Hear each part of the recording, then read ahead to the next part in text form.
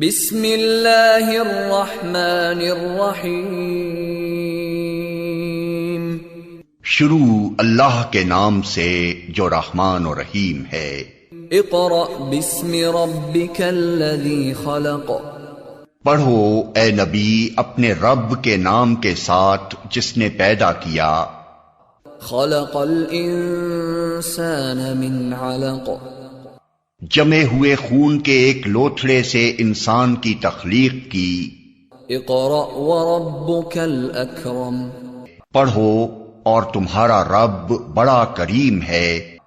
अल्लज़ी Allam bill क़लम। जिसने कलम के जरिए से इल्म सिखाया। अल्लमल इंसान मा लम यअलम। इंसान को वो इल्म दिया जिसे वो न जानता था।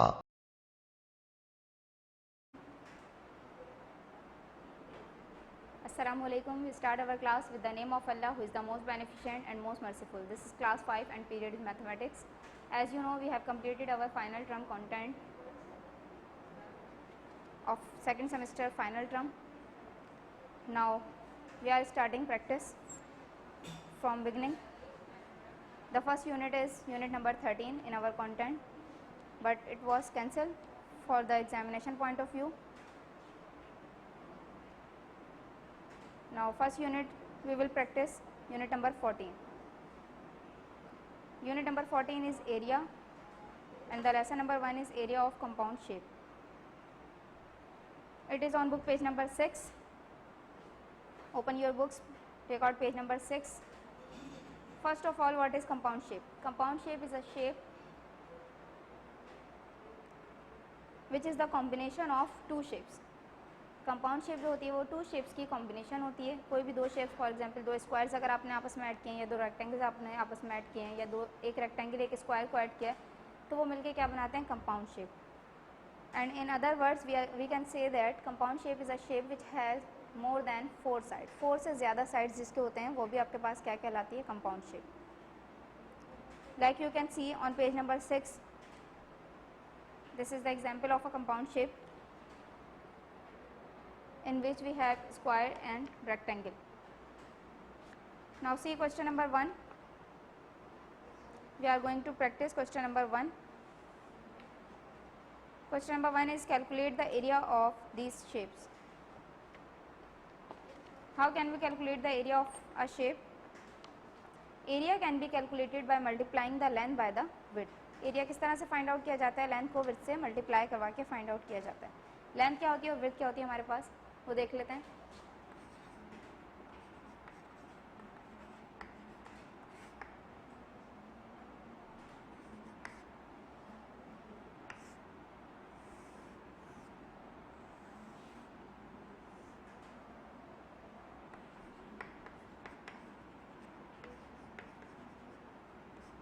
This is the length of rectangle and this is the width of a rectangle.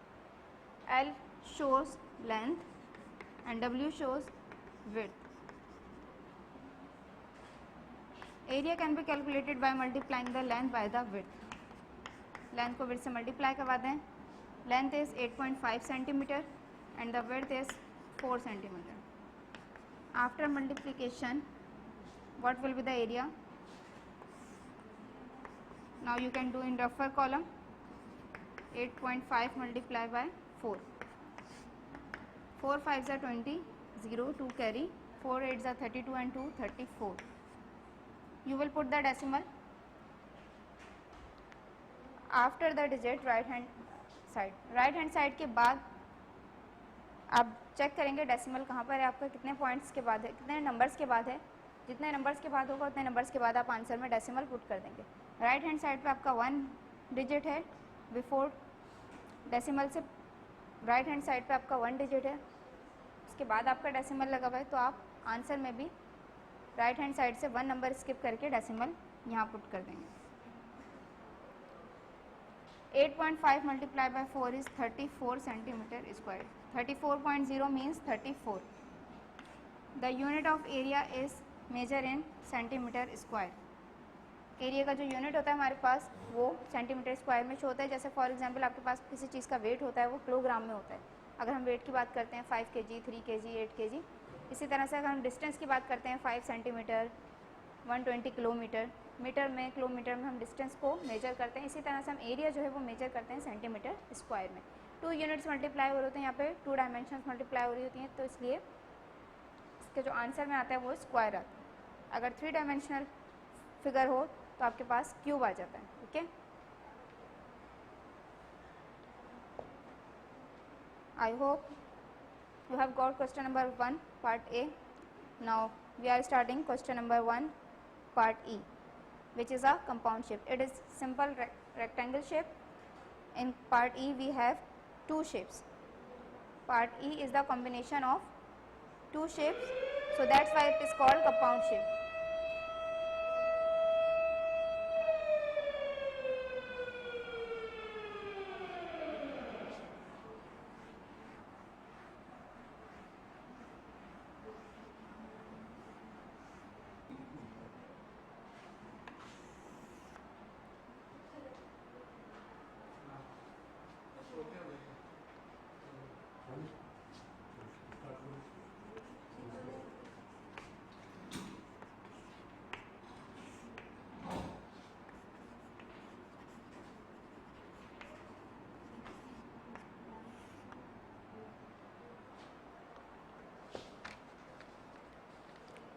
Now this is a compound shape.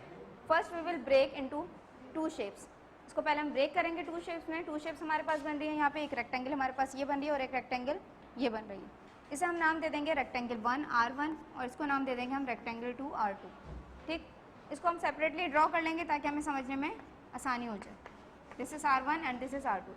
R1 में हमारे पास लेंथ और विड्थ हम चेक करेंगे कि हमें गिवन है या नहीं। This is R1। R1 में हमारे पास यहाँ पे लेंथ हमें गिवन है, विड्थ हमारे पास गिवन नहीं है। Length is 17 centimetre but the width is unknown. Width हमारे पास मौजूद नहीं है, विड्थ हमें फाइंड आउट करनी है। किस तरह से फाइंड आउट करेंगे? एरिया का फॉर्मूला है हमारा, रेक्टेंगल 1 को हम A1 से शो कर रहे हैं, L multiply by W। The length is 17 centimetre, width हमें फाइंड आउट करनी है। विड्थ हम कैसे फाइंड आउट करेंगे? विड्थ हमारी ये वाली चीज़ है, ठीक है। हमें ये पोर्शन मालूम करना है कितना है। ये पोर्शन कैसे मालूम करेंगे हम?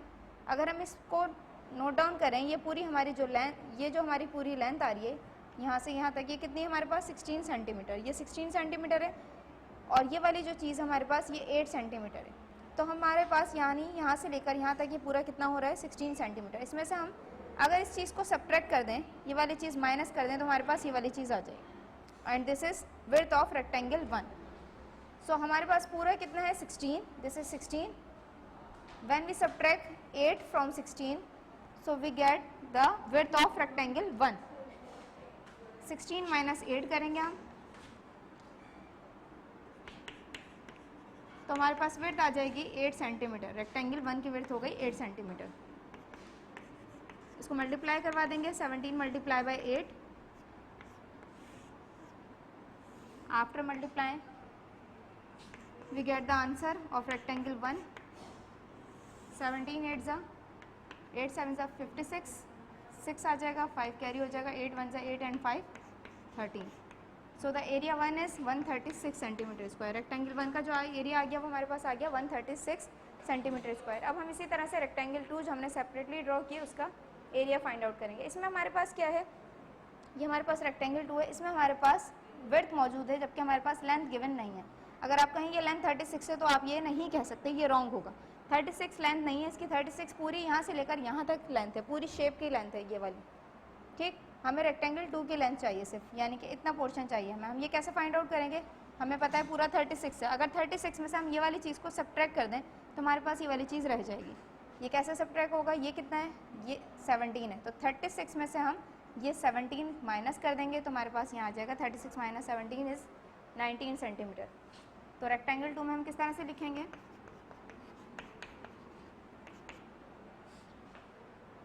लेंथ हो जाएगी हमारी 36 माइनस 17 और जबकि विड्थ हमें गिवन है 16 सेंटीमीटर।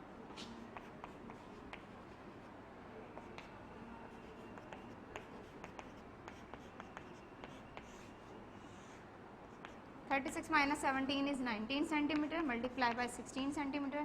सो मल्टीप्लाई करेंगे, एरिया 2 फाइंड आउट हो जाएगा रेक्टेंगल 2 का।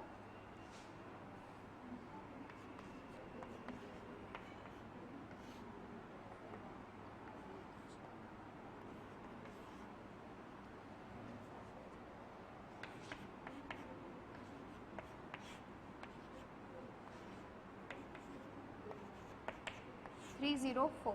304 is the answer of rectangle 2. 304 centimetre square. अब क्या होगा, हमें कंपाउंड शेप का एरिया निकालना था. हमने कंपाउंड शेप को सेपरेटली ब्रेक करके टू शेप्स में एरिया फाइंड आउट किया सेपरेटली. अब इन दोनों एरियाज को ऐड कर देंगे तो वो पूरी शेप का एरिया हो जाएगा आपके पास. एरिया 1 और एरिया 2 प्लस होकर आपके पास क्या बनाएंगे, इस कंपाउंड शेप का एरिया फाइंड आउट हो जाएगा ऐसा आपके पास.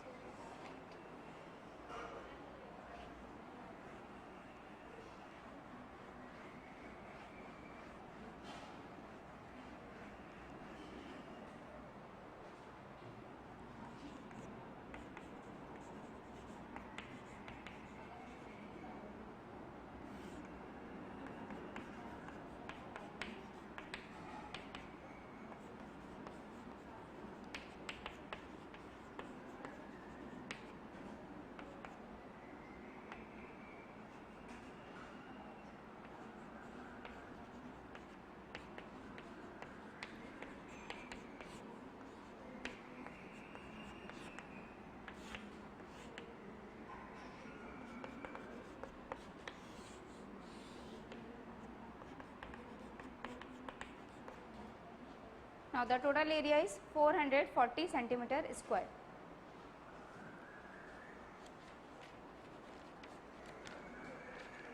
क्वेश्चन नंबर 1 के बाकी के पार्ट्स की आप प्रैक्टिस करेंगे जो पार्ट्स हमारे कंटेंट में शामिल हैं. Now move towards question number 2. Question number 2 में ए पार्ट मैंने आपको लास्ट वीडियो में एक्सप्लेन किया था. Now I am explaining question number 2 part B.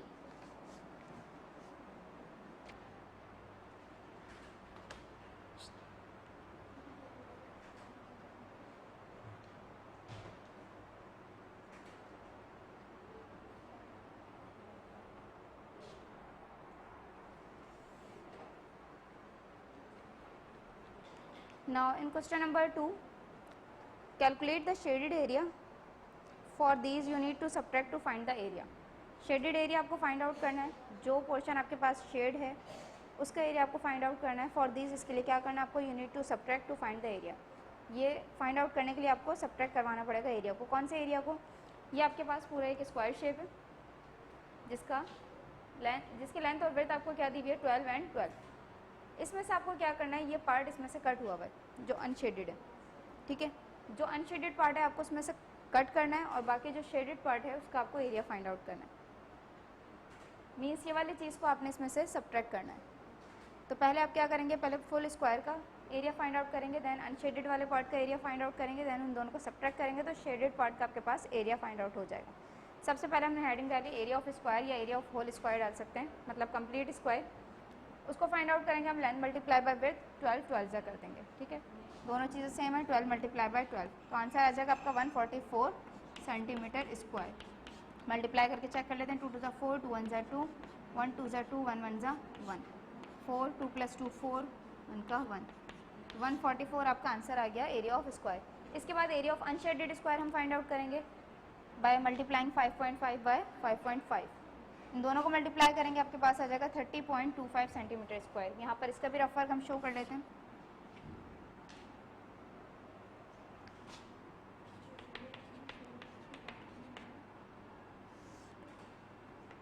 Five 5 ज़ा 25 का 5, 2 कैरी आ जाएगा. 5 5 ज़ा 25 and 2 27.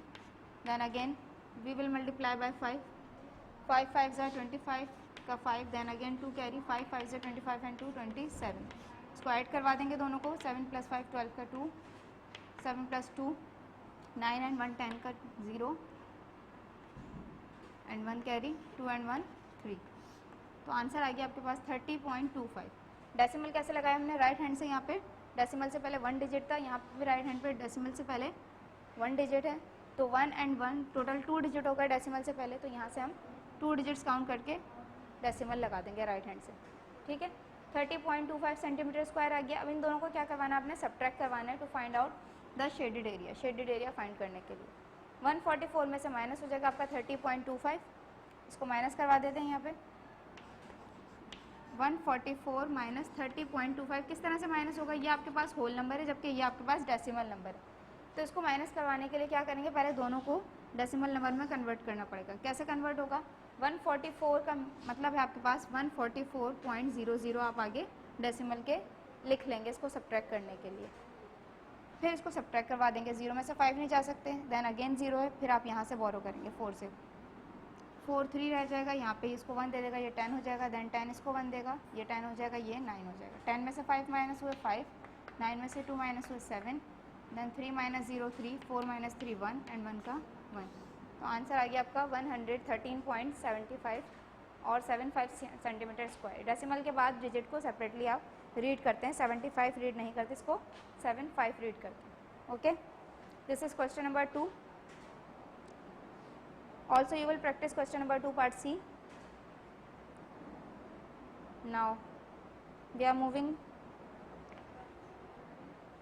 On, try this. See, try this part A on book page number 7. Now in try this on page number 7 they are saying calculate the floor area of these buildings. ये आपको buildings दी हुई हैं, इनका आपको floor area find out करना है। Part A हमारा content में शामिल है, इसका पार्ट ए एक्सप्लेन करते हैं किस तरह से होगा। यहाँ पे हमारे पास कंपाउंड शेप है, लेकिन इसमें 2 शेप्स के बजाय 3 शेप्स का कॉम्बिनेशन है। 3 शेप्स इसमें ऐड होकर कंपाउंड शेप बना रही हैं। इसको अगर देखा जाए तो ये 3 रेक्टेंगल्स में आपके पास ब्रेक होगी। This is R1, this is R2 and this is R3।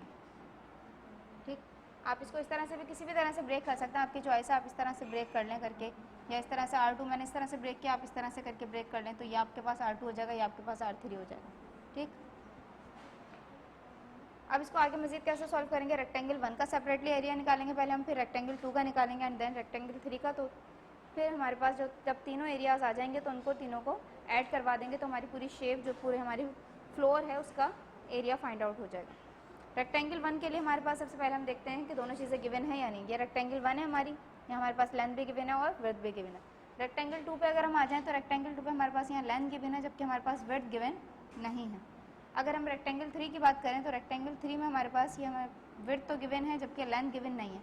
लेकिन लेंथ हमारे पास यहाँ पे किस तरह से हमारे पास शो हो रही है, इसको देखें अगर हम और इसको देखें तो दीज आर सेम, ये दोनों हमारे पास क्या है, सेम है। This is 5.5, so it will also 5.5 metre. ये भी हमारे पास कितना होगा, 5.5 मीटर। तो रेक्टेंगल 3 में भी हमारे पास दोनों चीज़ें गिवन है।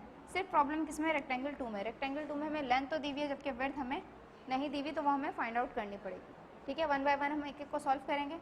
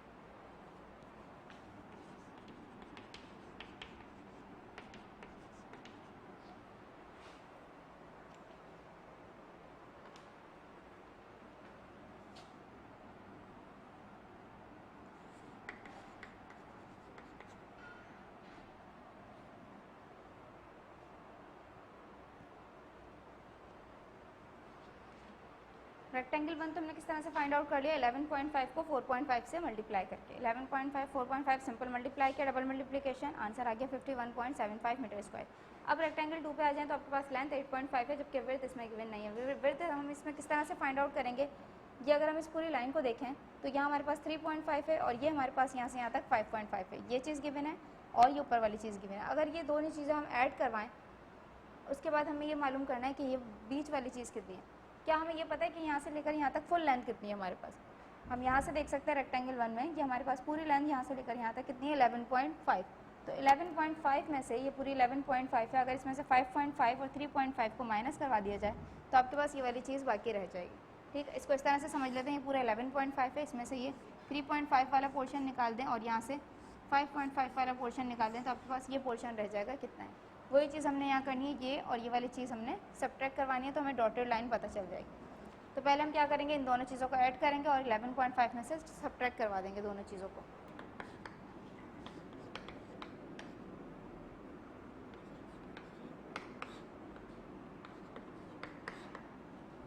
किस तरह से किया हमने, 3.5 और 5.5 को पहले ऐड करवाया और उसको 11.5 में से सब्ट्रैक्ट करवा दिया।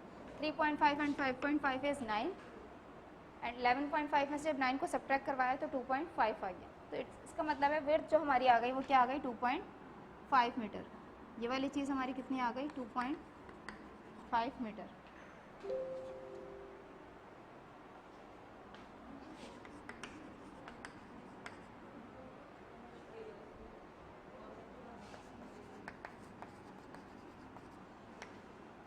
जी, ये आंसर आएंगे, मल्टीप्लाई करके चेक कर लेते हैं। 8.5 मल्टीप्लाई बाय 2.5, 5 5 ज़ा 25, 5 2 कैरी, 5 8 ज़ा 40 एंड 2 42, देन 2 5 ज़ा 10 का 0, 1 कैरी, 2 8 ज़ा 16 एंड 1 17, 21.25। देन रेक्टेंगल 3 का फाइंड आउट करते हैं, 5.5 multiply by 2.5,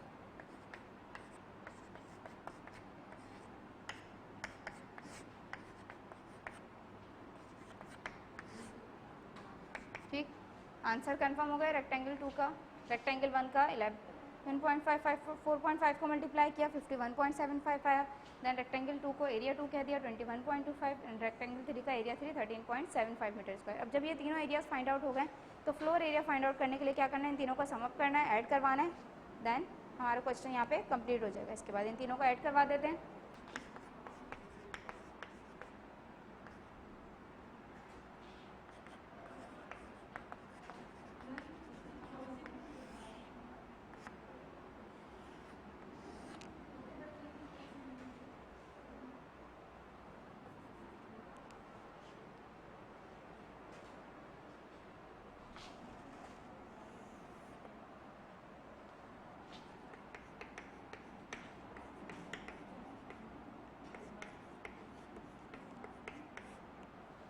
ji, rectangle 1, rectangle 2 and rectangle 3 तीनों एरियाज़ को फाइंड आउट ऐड करवाना है। इन तीनों वैल्यूज़ को ऐड करना है, यहाँ पे ऐड करें। किस तरह से ऐड करते हैं, ऐड करते वक्त डेसिमल के नीचे डेसिमल राइट होना ज़रूरी है। अगर आपके पास किसी क्वेश्चन में डेसिमल के बाद 3 डिजिट है या किसी में डेसिमल के बाद 2 डिजिट हैं, तो आप नेक्स्ट डिजिट जो एम्प्टी होगा उसकी जगह पर आप 0 प्लेस कर लेते हैं, 0 लगा लेते हैं, ठीक है।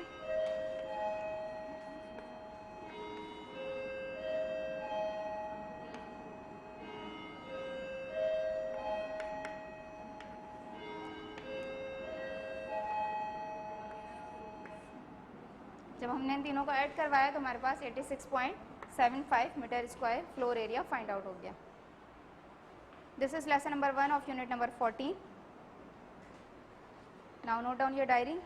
Your diary is practice unit 14 lesson number 1। Practice unit 14 lesson number 1 is your diary. In lesson number 1 you have question number 1, 2 and 3. On question number 1, 2 and try this on page number 6 and 7. So you have to practice this lesson. I hope you have got everything. If you have any problem, so watch this video again. Till then, Allah Hafiz.